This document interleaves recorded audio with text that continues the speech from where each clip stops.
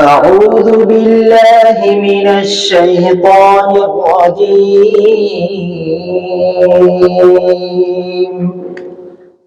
بسم الله الرحمن الرحيم.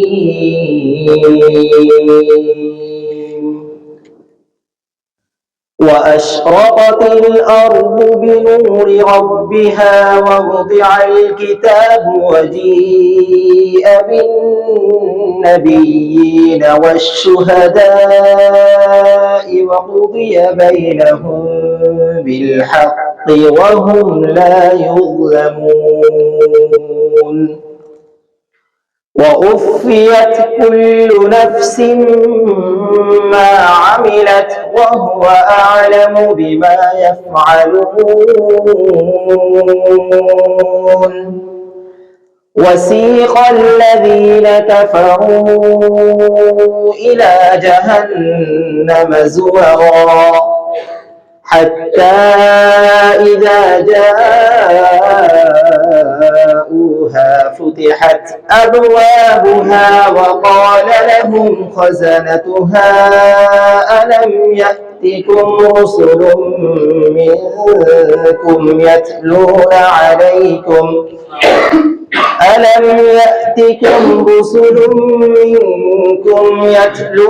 عليكم آيات ربكم وينذرونكم لقاء يومكم هذا؟ قالوا بلى ولكن حقت كلمة العذاب على الكافرين. قيل ادخلوا أبواب جهنم خالدين فيها فبئس مثوى المتكبرين. وسيق الذين اتقوا ربهم إلى الجنة زمرا حتى إذا جاءوها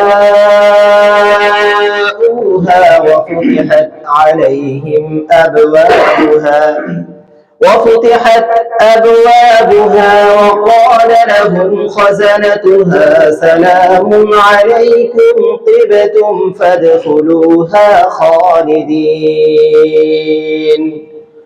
وقالوا الحمد لله الذي صدقنا وعده وأورثنا الأرض نتبوأ من الجنة حيث نشاء فنعم أجر العاملين. وترى الملائكة حافين من حول العرش يسبحون بحمد ربهم وقضي بينهم بالحق وقيل الحمد لله رب العالمين. صدق الله العلي العظيم. মাশাআল্লাহ। তাই আমাদের সাথে অনুরোধ করছি উনি ওনার কোরআন তেলাওয়াত শুরু করবেন। আসসালামু আলাইকুম ওয়া রাহমাতুল্লাহি ওয়া বারাকাতুহু। ওয়া আলাইকুম আসসালাম। أعوذ بالله من الشيطان الرجيم.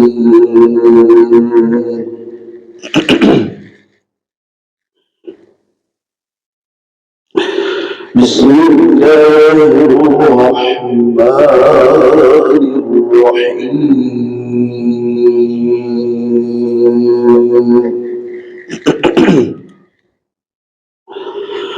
الحمد لله رب العالمين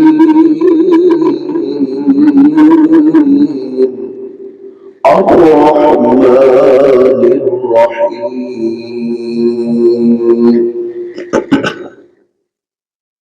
مالك يوم الدين إياك نعبد وإياك نستعين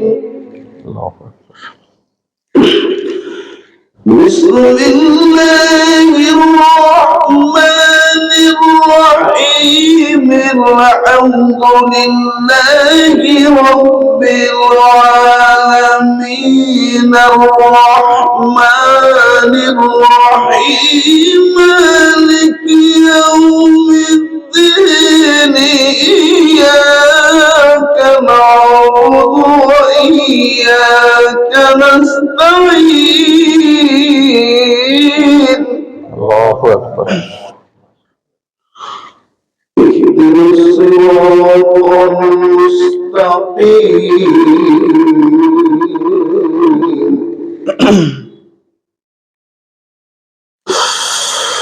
صراط الذين أنعمت عليهم غير المغضوب عليهم ولا الضالين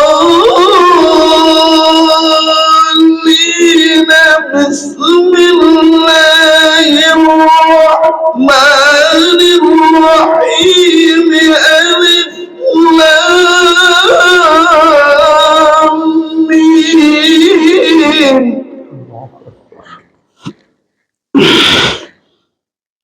ذلك الكتاب لا ريب فيه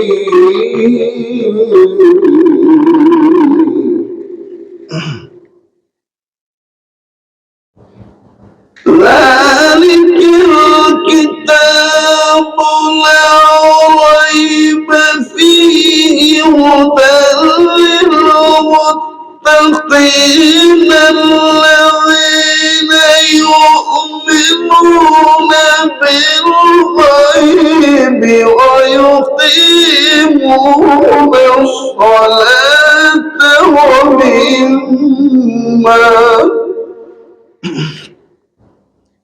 ومما رزقناهم ينفقون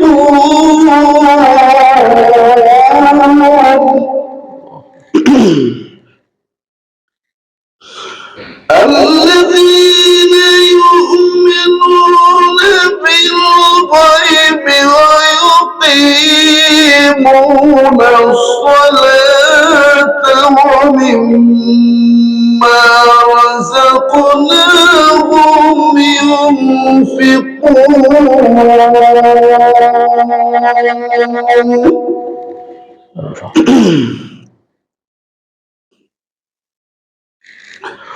والذين يؤمنون بما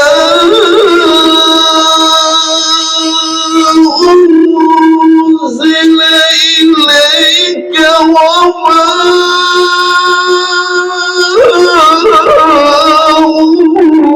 أنزل من قبلك والذين يؤمنون بما أنزل إليك وما أنزل من قبلك وبالآخرة هم يوقنون.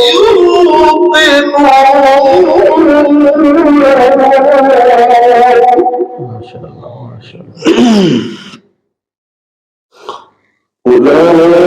أولئك على هدى من ربهم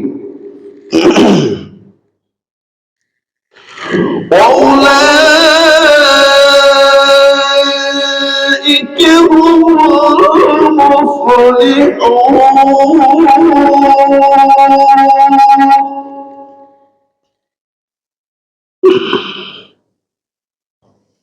إن الذين كفروا سواء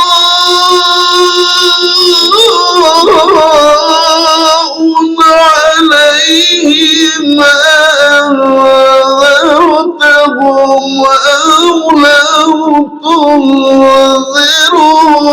لا يؤمنون.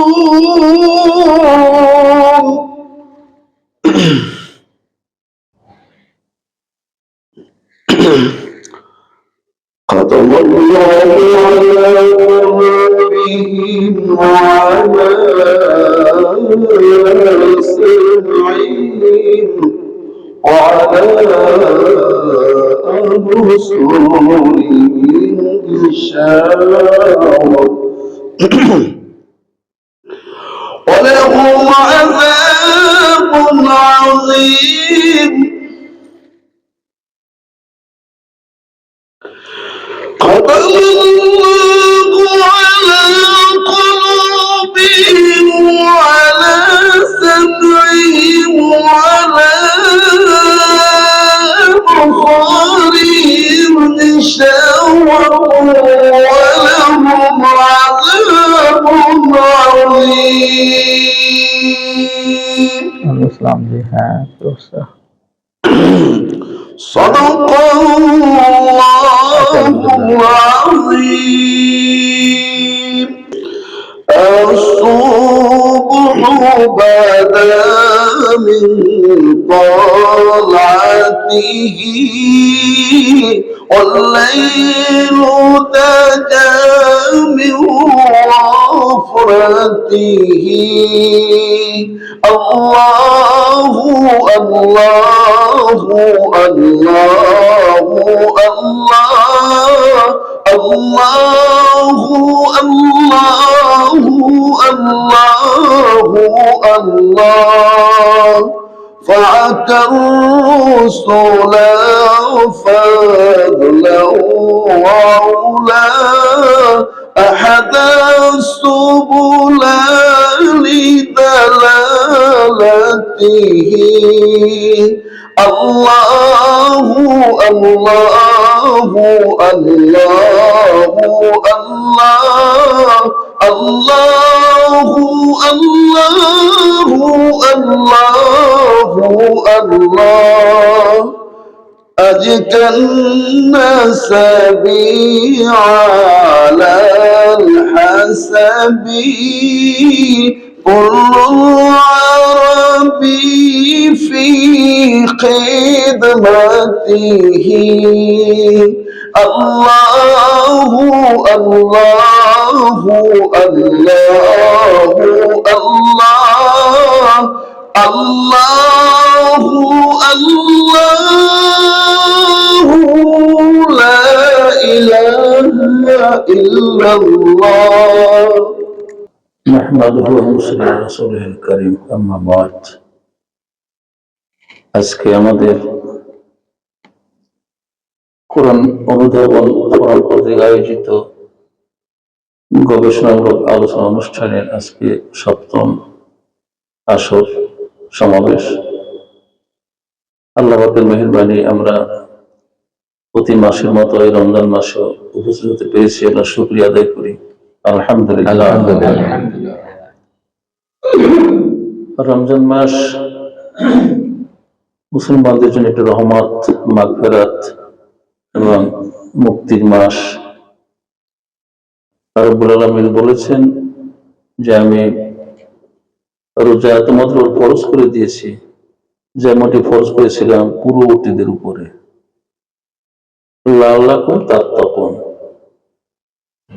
যাতে করে তোমরা তাকওয়া অর্জন করতে পারো। তার মানে আয়াতের থেকে আমরা কি বুঝতে পারি? আল্লাহ পাক এখানে রোজা ফরজ করে দিয়েছেন আমাদের উপরে। কেন ফরজ করে দিয়েছেন সেটা বলে দিয়েছেন, তাকওয়া অর্জন করার জন্য, যাতে আমরা তাকওয়া অর্জন করতে পারি। এখন কথা হলো তাকওয়া কি জিনিস, তাকওয়া আমরা কি বুঝি? আমরা অনেক সময় মনে করি বা আমাদের সমাজে একটা ধারণাও আছে প্রচলিত যে একটু বড় দাড়ি থাকলে, বড় জামা থাকলে, মাথায় সবসময় টুপি পরলে মনে করেন তাকওয়াবান ব্যক্তি। এটা ধারণা, সমাজের সাধারণ ধারণা কি। আসলে তাকওয়া কিন্তু সেটা না। তাকওয়া শব্দের আবিধানিক অর্থ হচ্ছে আল্লাহ ভীতি। মনে আল্লাহর ভয় থাকতে হবে।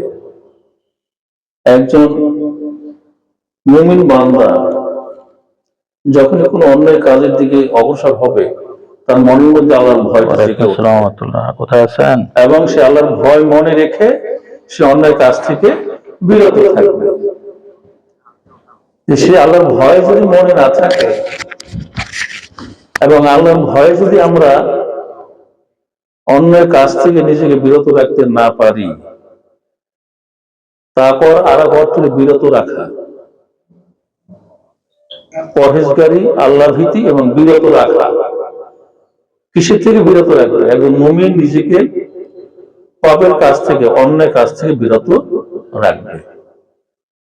এবং যদি আমরা আল্লাহর ভয় মনে রেখে সকল রকমের পাপাচার থেকে বিরত থাকতে পারি, তাহলে বুঝতে হবে যে আমরা তাকে অর্জন করতে সক্ষম হয়েছি। আমরা ভালো কাজ করলাম, নামাজ পড়লাম, রোজা রাখলাম, দান খয়রাত করলাম, অন্য ইবাদত বন্দেগী যা আছে সবকিছু আমরা করলাম, কিন্তু পাপ কাজ থেকে বিরত থাকতে পারলাম না, তাহলে তাকওয়া হলো না। আমরা নামাজ পড়বো, অন্য ইবাদত বন্দেগী, হজ, যাকাত, মূল মানে যেগুলো বেসিক ইবাদত যেগুলো আছে সেগুলো আমরা পালন করব, পাশাপাশি আমাদেরকে অন্যায় কাজ থেকে বিরত থাকতে হবে। যদি অন্যায় কাজ থেকে বিরত থাকতে না পারি, তাহলে কিন্তু তাকওয়া অর্জিত আমাদের হবে না। ভালো কাজ করার পাশাপাশি পাপ কাজ বর্জন করতে হবে, এটি হবে তাকওয়া। এখন সেই রমজান মাসে আল্লাহ আমাদের জন্য রোজা ফরজ করে দিয়েছেন এবং একটা সুযোগ আল্লাহ পাক আমাদেরকে এনে দিয়েছেন তাকওয়া অর্জন করার। এই রহমতের মাস, আমরা জানি যে রমজান মাসের 3টে ভাগ আছে। প্রথম ভাগে আল্লাহর রহমত, দ্বিতীয় ভাগে মাগফিরাত এবং শেষ অংশে আসে জাহান্নাম থেকে মুক্তি। তা আমরা দেখুন 2টে ভাগ ইতিমধ্যে অতিক্রম করতে যাচ্ছি। আজকে 20 রমজান চলছে এবং শেষ 10 দিন শুরু হয়ে যাবে আগামীকালকে থেকেই, শেষের 10 দিন। তো এই রমজান মাসে যে জিনিসটা একটা উদ্দেশ্য থাকে যে শেষের 10 দিনে টার্গেট থাকে যে শবে কদরের ফজিলত লাভ করা। এখন আমাদের সমাজে একটা প্রচলিত ধারণা এবং বেশিরভাগ আমাদের দেশের মসজিদে দেখা যায় যে এই রমজানের 27 তারিখে শবে কদর হিসাবে নির্দিষ্ট করে ইবাদত-বন্দেগী করে শবে কদরের ফজিলত পাওয়ার জন্য। কারণ আল্লাহ পাক বলে দিয়েছেন যে কদরের রাত্রে একটা রাত জেগে ইবাদত-বন্দেগী করলে সে 1000 মাসের সওয়াব লাভ করতে পারবে। 1000 মাসে একটা হিসাব করে দেখা গেছে যে সম্ভবত 84 বছরের মতো হয়। 84 বছরের সওয়াব যদি এক রাতে কামাই করা যায়, তো সবাই তো সর্বান্তকরণে চেষ্টা করবে যে এই রাতটা অন্তত ইবাদত-বন্দেগী করি। তাহলে এক রাত জেগে যদি 84 বছরের সওয়াব কামাই করা যায়, তো সে কে ছাড়তে চায়? কেউ ছাড়তে চায় না, আমরাও চাই না। কিন্তু আমরা একটা নির্দিষ্ট করে দিয়েছি ডেটকে, সেই ডেট অনুসারে আমরা ইবাদত-বন্দেগী করি। কিন্তু আসলে বিষয়টা কিন্তু এতটা সহজভাবে নিলে হবে না। আপনি 1000 মাসের সওয়াব লাভ করবেন, একটু প্রচেষ্টা থাকবে না সেটাকে পাওয়ার জন্য কিভাবে পেতে পারি। মহানবী সাল্লাল্লাহু আলাইহি ওয়াসাল্লাম হাদিসে পাকের মধ্যে বলে দিয়েছেন পরিষ্কারভাবে যে রমজান মাসের শেষ 10 দিনের ভেতরে যে কয়টা বেজোড় রাত আছে, সেই বেজোড় রাতগুলোর ভেতরে তোমরা শবে কদরকে অন্বেষণ করো। শবে কদরের ফজিলত পাওয়ার জন্য তোমরা সেই রাতগুলোতে তোমরা ইবাদত-বন্দেগী করো। এ সম্পর্কে বিভিন্ন রিওয়ায়াত আছে। কোন কোন রিওয়ায়াতে 27 তারিখের কথা বলা আছে, কোন 29 তারিখের কথা বলা আছে।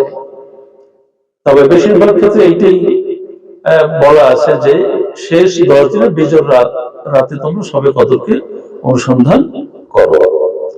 এই জন্য আমাদের এই শেষ 10 দিনের যে কয়টা বেজোড় রাত পড়ে, প্রত্যেকটা বেজোড় রাতেই আমাদের একটু নফল ইবাদত-বন্দেগী করতে হবে। তাহলে হবে কি, আমরা আশা করতে পারবো যে হয়তো শবে কদরের ফজিলত থেকে আমি বঞ্চিত হব না। আর সবে কদরের ফজিলত লাভ করার আর একটা উত্তম উপায় হলো, যেটা আমাদের অনেকের পক্ষে সম্ভব হয়ে ওঠে না, তবে এটা সম্ভব হলে আশা করা যায় যে সবে কদরের ফজিলত লাভ করতে পারবে। সেটা হলো শেষ দরজে ইতিকাফ করা। পাড়া বা মহল্লার মসজিদে অনেকে ইতিকাফে বসেন। আমাদের অনেকের কর্মব্যবস্থার কারণে হয়তো সম্ভব হয়ে ওঠে না, তবে যদি আমরা আগে থেকে একটু নিয়ত করে নেই যে সারা বছর বা সারা মাস কাজকর্ম আগে ভাগে করে ফেলবো, শেষের দরজা একটু ইবাদত বন্দেগী করার জন্য আমি একান্তে মসজিদে ইতিকাফে বসবো, তাহলে আশা করা যায় যে আমরা সবে কদরের ফজিলত লাভ করতে পারবো।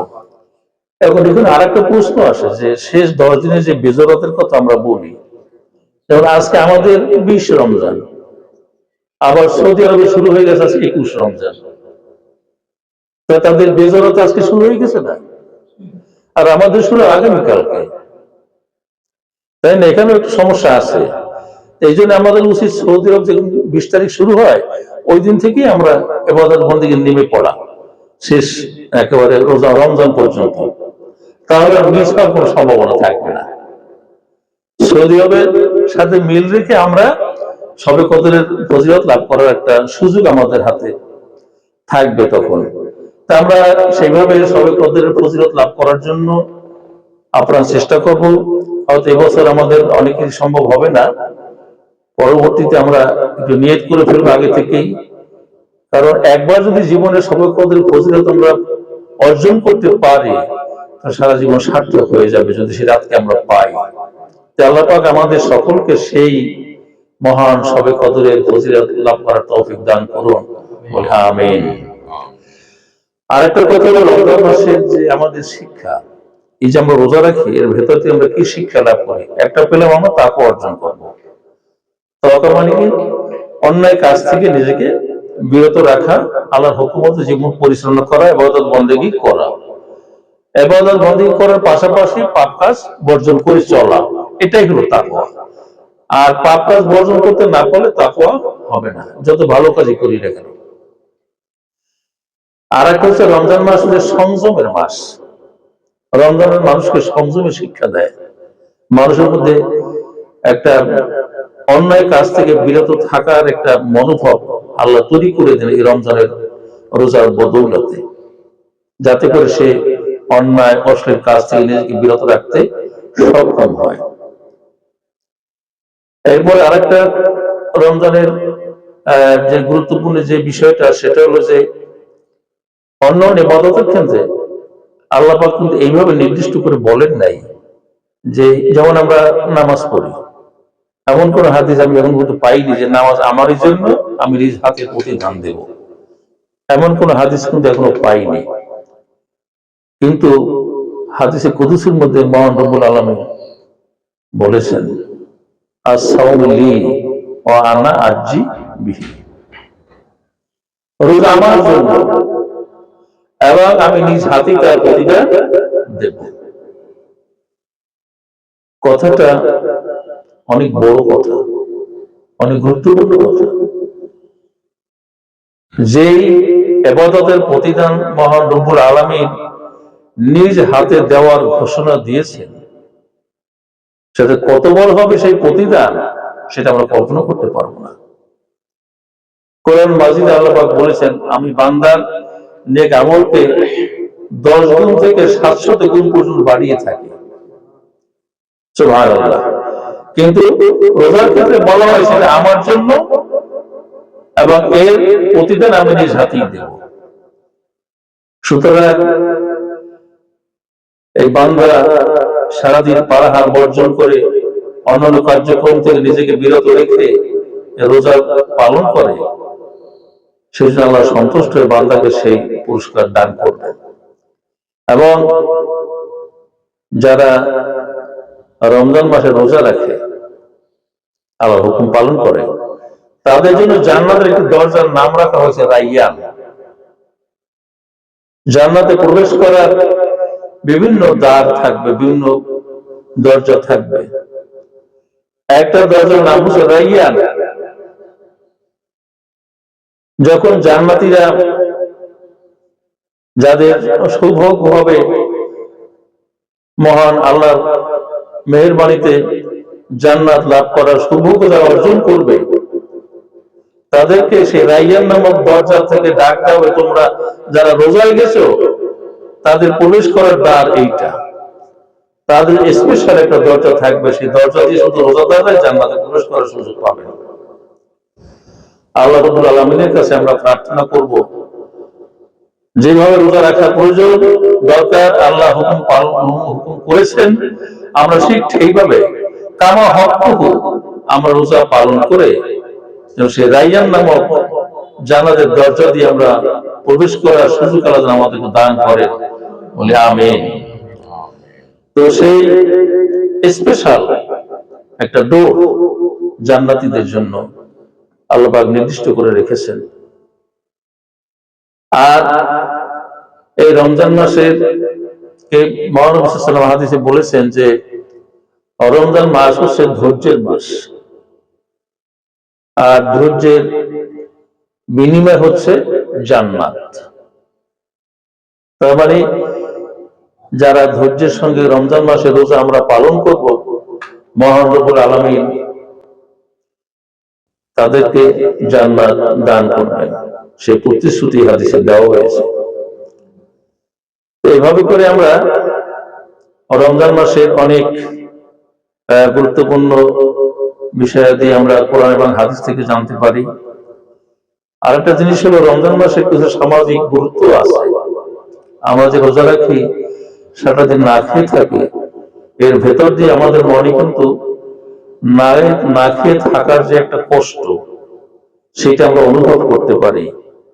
সমাজে অনেক নিরন্ন দুঃখী মানুষ আছে, দুস্থ মানুষ আছে, যারা তিন বেলা আর যাদের কপালে জোটে না, তারা না খেয়ে থাকলে তাদের যে কষ্টটা হয়, সেই কষ্টটা কিন্তু যারা রোজা রাখেন তারা উপলব্ধি করতে পারেন, এবং তার ভেতর দিয়ে রোজাদারদের ভেতরে সহানুভূতি জাগ্রত হয়।